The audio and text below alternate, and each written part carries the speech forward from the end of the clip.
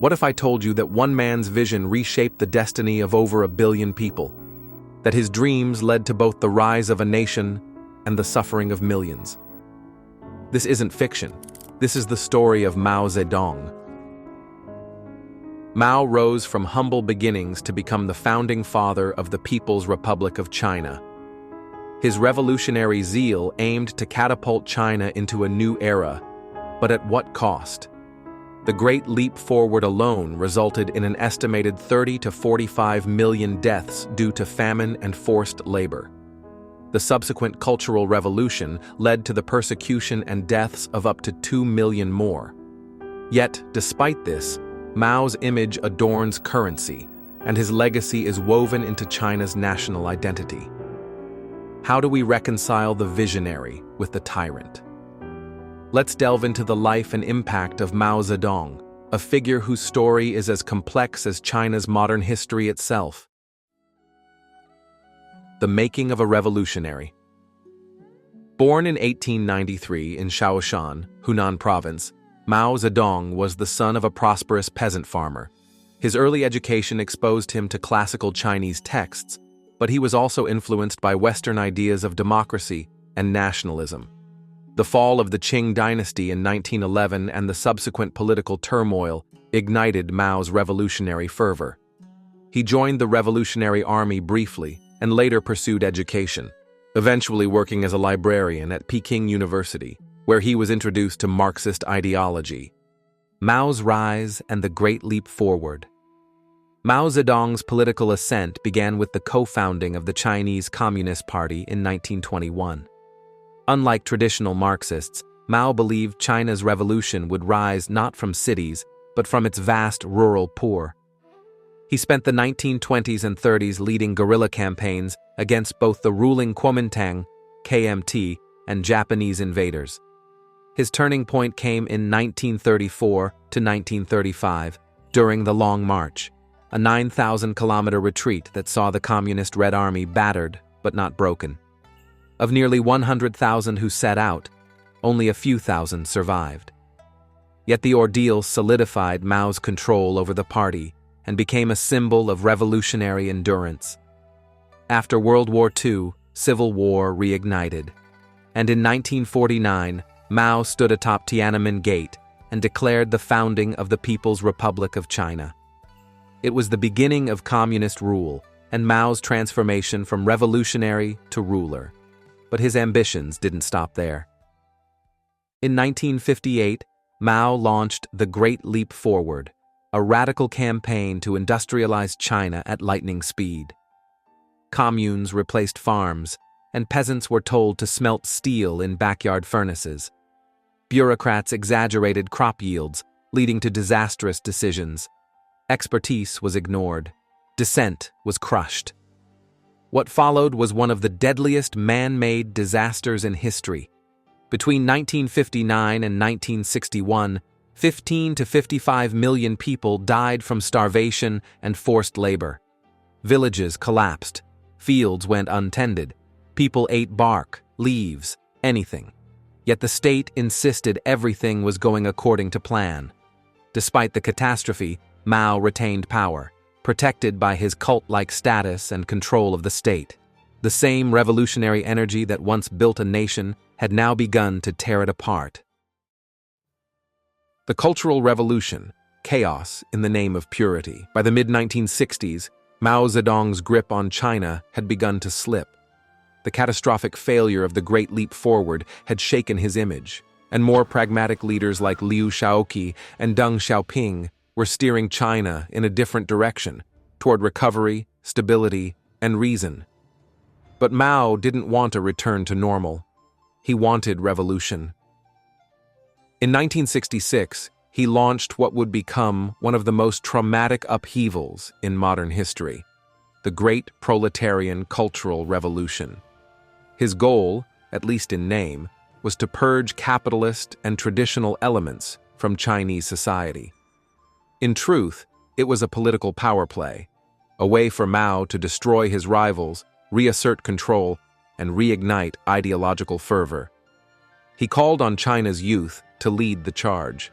Millions of high school and university students, fired up by Mao's words, formed into armed mobs known as Red Guards.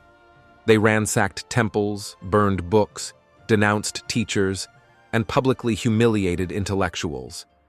In mass struggle sessions, citizens were dragged before crowds, forced to confess to vague crimes, and often beaten, tortured, or worse.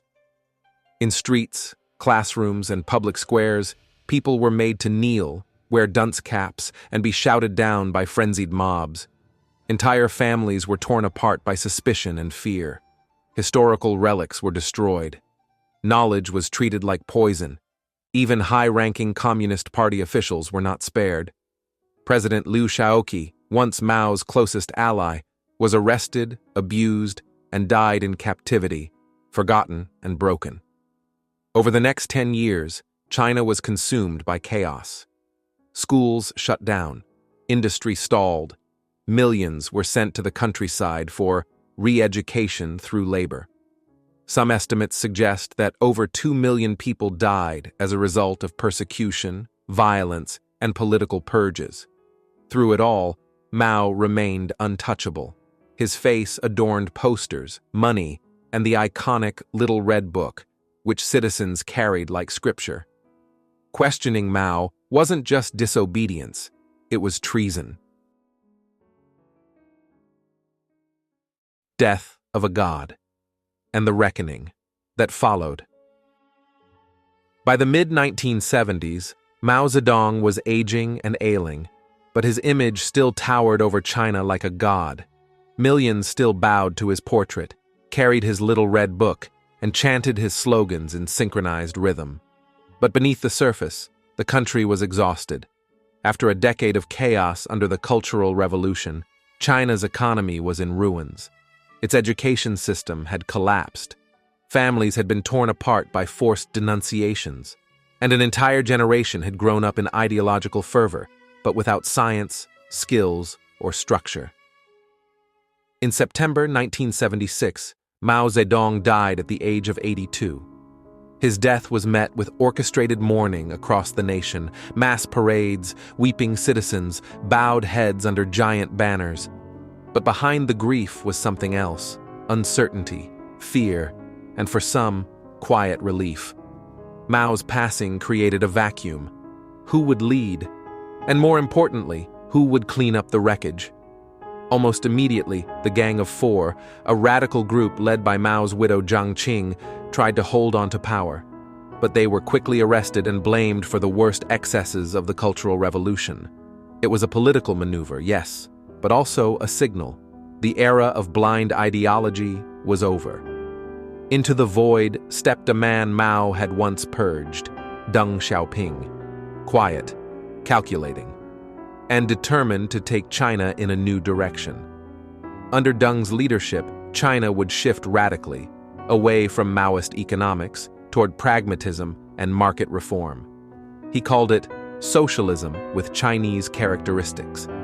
In practice, it was capitalism behind a red curtain. The very ideas Mao once condemned, trade, profit, private enterprise, would now fuel China's rise. And yet, Mao's face remained on the money. His mausoleum stood in Tiananmen Square. His legacy was never officially condemned. The Communist Party walked a delicate line. Mao was 70% right, 30% wrong. But how do you quantify catastrophe? Between the Great Leap Forward and the Cultural Revolution, Mao's policies are believed to have caused the deaths of at least 45 to 70 million people, more than any other leader in modern history.